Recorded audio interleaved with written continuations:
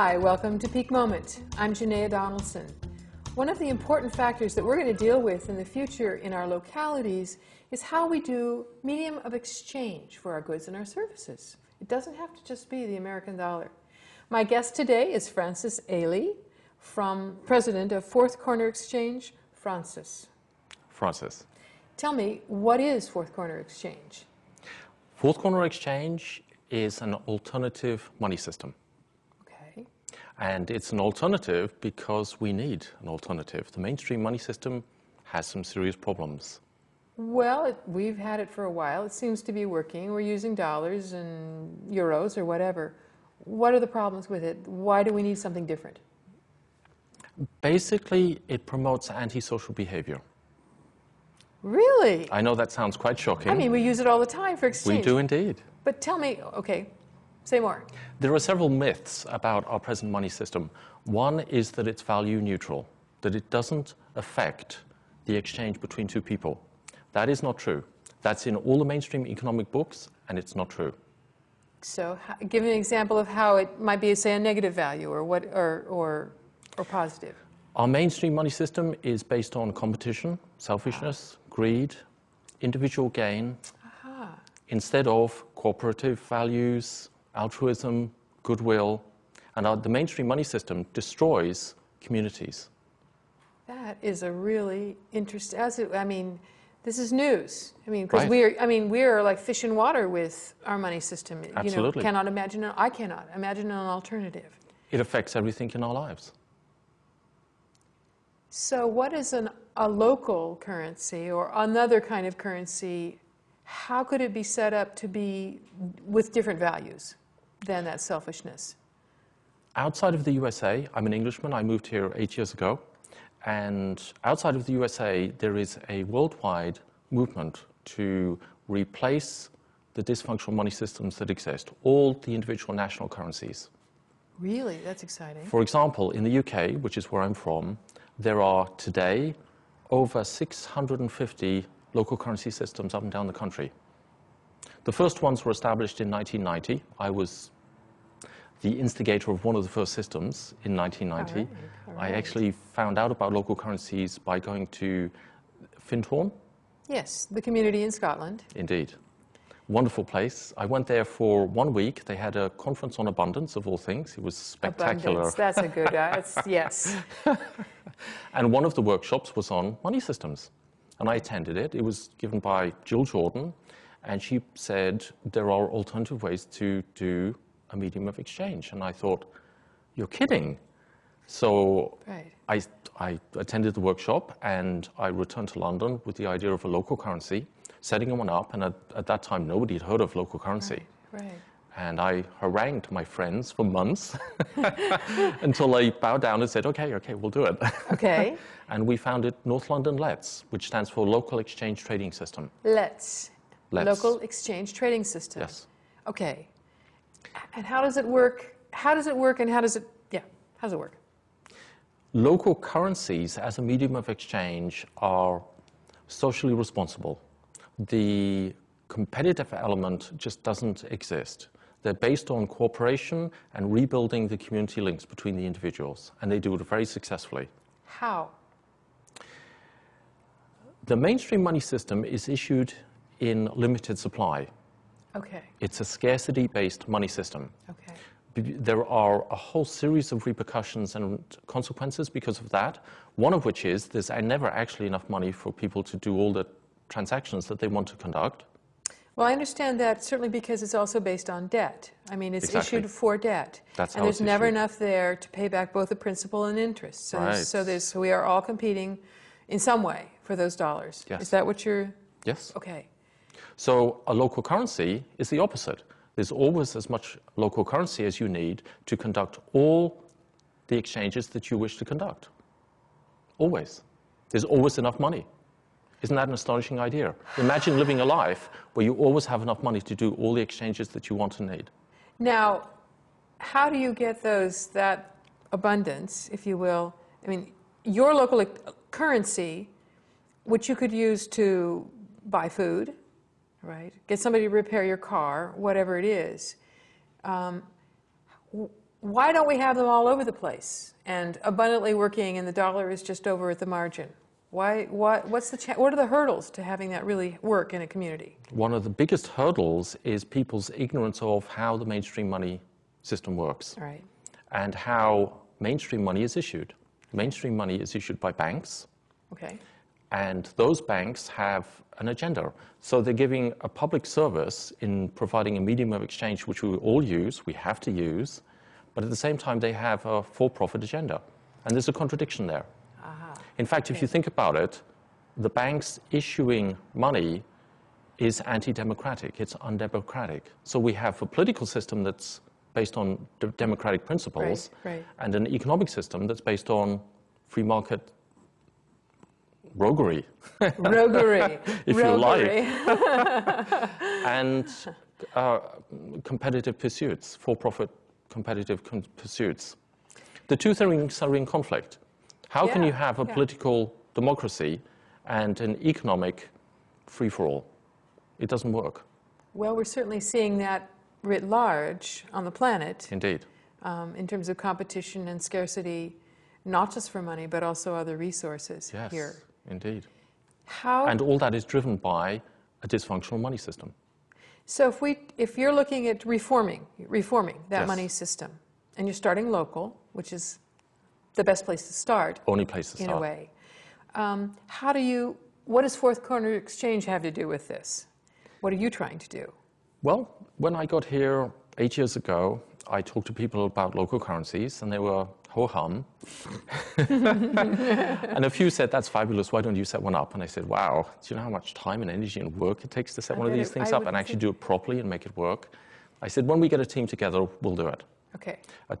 We got a team together in 2002, 2003, and we started trading in 2004 after some very serious conversations and planning. Okay. The essence of it is very simple. We issue the money, and we issue it by trading. So you start with an account at zero, and you can buy any of the goods and services that are available on the system that are being offered by other members. All right. And you can sell your goods and services to those other members. All right. There's never any need to borrow money because you can trade freely. You don't have to earn before you spend. Okay. I mean, if you think about it, why should you?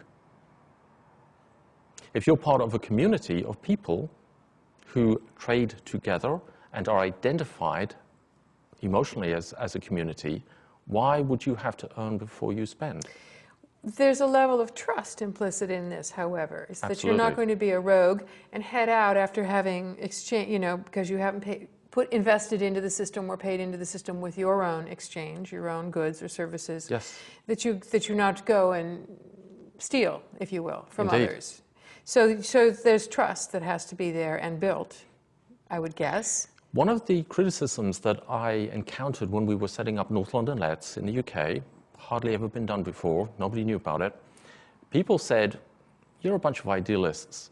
This isn't going to work. What's going to happen is you're going to get a lot of people joining your little barter group, your alternative money system. They're going to spend and spend and spend, and then they're going to leave with huge debts unpaid. At the time, we didn't know any better, and we thought, well, that might happen. But we're going to try it anyway because we really want to try this out, and we want to see if it works. And we want to see what the effect of it is. Yes. So we set up North London Let's. I was there for 8 years, basically on the management group as one of the senior members. And during that time, we probably had 1,500 people come into the system, trade, and then move on and leave. And one of the conditions is that when you leave, you bring your account back to zero. Okay. Now, one of the astonishing things for me was that during that whole time, we had no defaulted accounts. Not a single person left without bringing their account back to zero. In fact, we had people doing the opposite. We had people who had credit, and they said, I'm not going to spend 100 units. Who in this system really needs some help? Wow. And they gave those credits to those people. Wonderful. Now, that is the level of trust and community spirit that happens within a healthy local currency group. That's a wonderful story. People find a completely different way of trading, of exchanging goods and services. And local currencies rebuild healthy communities. I want to go back to something for a second here. I know that we have attempted that in a number of communities in America, and Yes. some are still in existence. There's the Ithaca, time Indeed. dollars, Yes. and others have tried the Let's system. And what I've heard is it takes work to keep them going. They really haven't caught on to supplanting supplanting our main money system in any large way. Why? What does it take? What do we have yet to learn? Maybe is the right question here. What are the challenges? Indeed. I've seen hundreds of local currency systems that people have attempted to set them up in the UK and Europe, and 90% of them fail. That's a big failure rate. It is. It's about equivalent to business failures. You start a business, 90% of them will fail in the first 2 years-ish. Okay. The main reason local currencies fail is because if you bring people into a local currency, but they're trying to trade with the old mindset from the old money system, it cannot work. You have to re-educate people to what is a community. How do you trade cooperatively, non-destructively? We train everybody who comes into Fourth Corner Exchange. We insist that they come to a new members orientation where we tell them what the differences are. Okay. This is the mainstream money system. This is Fourth Corner Exchange. If you come into our system with that mindset, you simply won't last. And so tell me, can you I realize this is probably 3 hours to tell us, but what's the heart of that different mindset? You don't have to act selfishly. There's no sense in acting competitively. If you come into our system and act competitively, basically you're just going to alienate people and probably nobody will trade with you and you'll have to leave. But if you act cooperatively and with trust and goodwill, you will build very strong links with the people in our trading group. So on a practical level, let's say I want to join, right? And how do I begin? What do you do? I've gone through the orientation. How do we begin? Do we set up some kind of accounts? Yes. Right. Which are zero.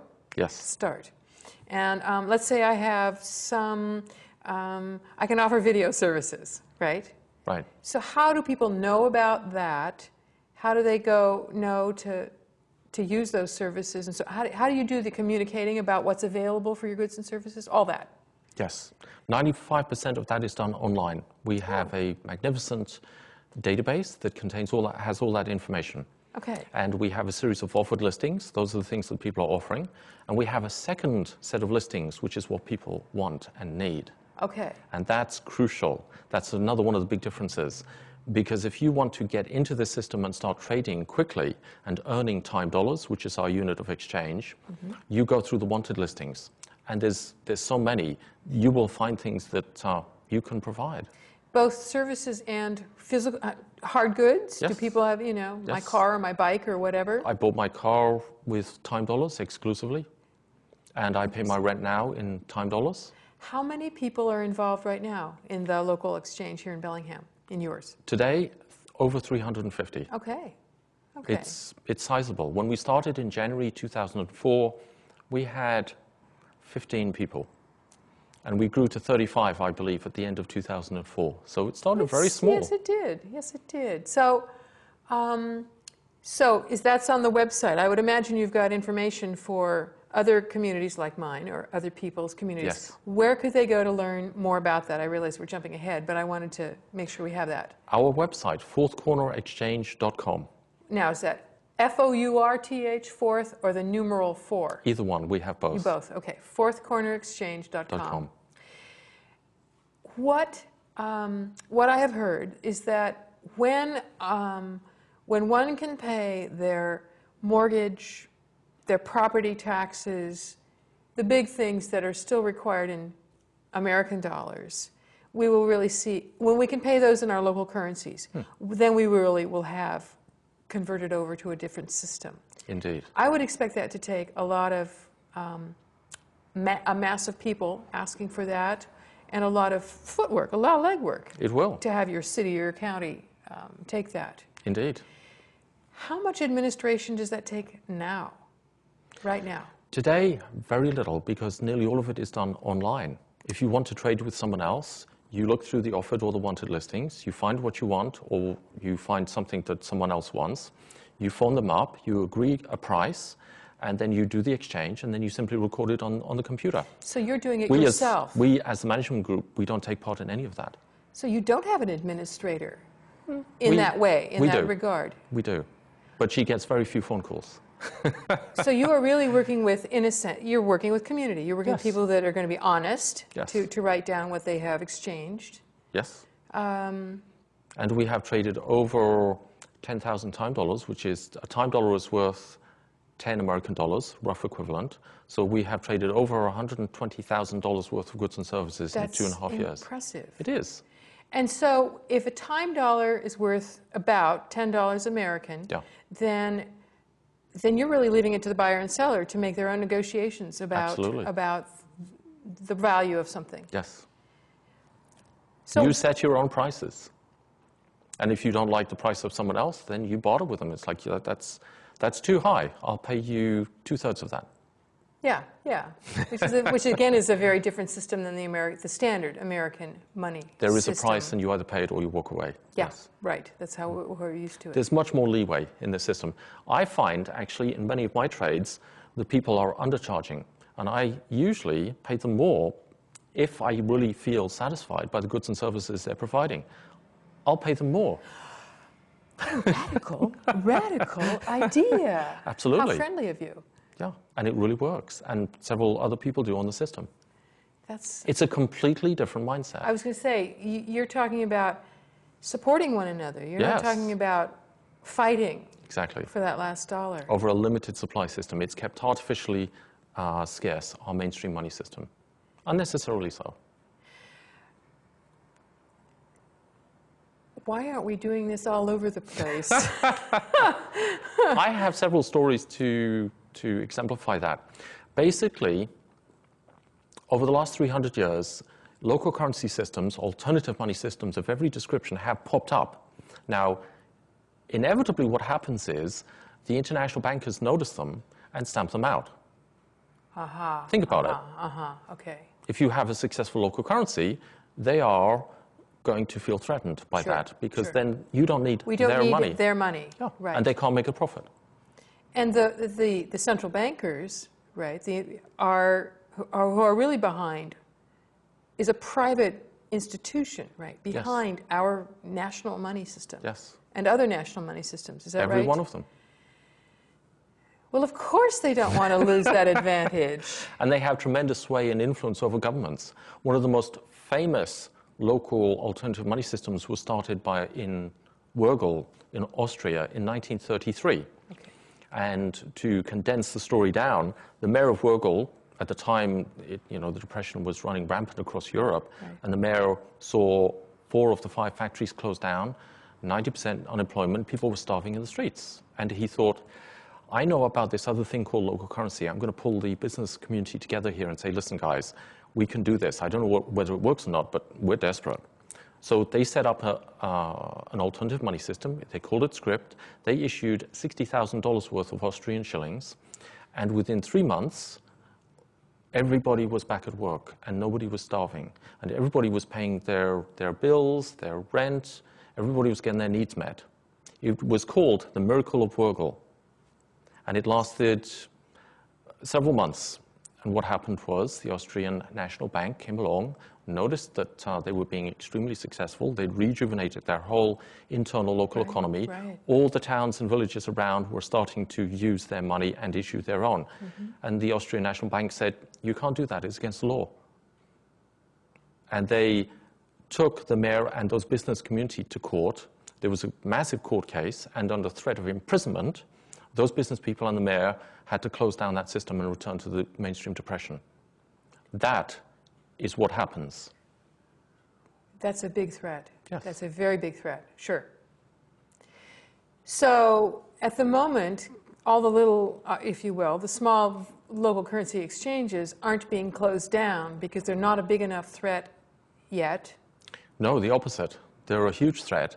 What's different in the last 20 years in the most recent reemergence of local currencies over the last 250, 300 years, there's one big difference. The number of people that are involved and the level of awareness of those people and the fact that the whole thing is international.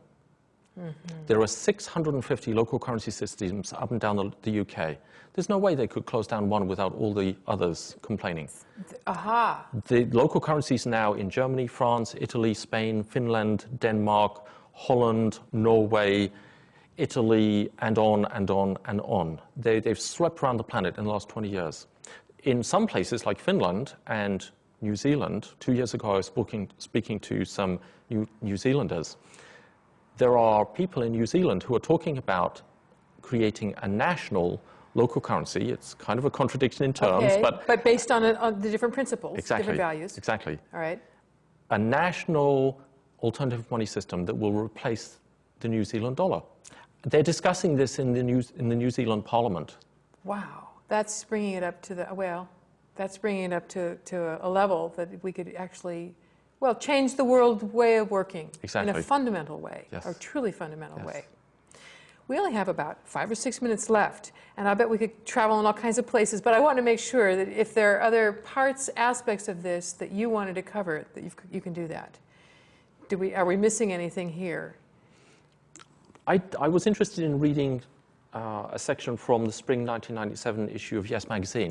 This particular issue, which is now online, is full of articles, this whole issue on alternative money systems. It's called Money, Print Your Own, and other things about that. There you go. Okay. And there's a magnificent quote on the inside, which I'd like to read. Go right about ahead. The mainstream money system. Okay. And it says, warning, this is about the mainstream money system. Use of this product may cause apathy, laziness, selfishness, ignorance, loss of identity, greed, gluttony, a false sense of empowerment, absence of individuality, self-centeredness, manipulative behavior, superficial values, lack of spirituality, environmental destruction, racial tension, murder, war, and impoverishment for others. Continuous and excessive use could render a permanent state of indifference to the welfare of those around you. Use at your own risk. That should be printed on every single dollar bill. Wow. Wow, that's a powerful statement. Fourth Corner Exchange is one of the small groups that is the solution to this worldwide problem. Yeah, yeah. Now, Fourth Corner Exchange is not a nonprofit group. Is that right? It's a business, if you will, We are of some sort? social entrepreneurs. We have taken the standard business model and we are using it to serve the needs of the people in the community. Which is another, another hybrid, a new Twist. created something, isn't it? Right. Because you're not out just for profit. Yes. And we're not just local to Bellingham and Whatcom County. We are now spreading. We have people in Port Townsend, in Mount Vernon, in Snohomish. We are spreading south. In your region. So you're doing we are now regional. a regional currency. So if, in the last couple minutes here, how could people, how could we get a jump on getting started without having the depth of knowledge and experience that you have?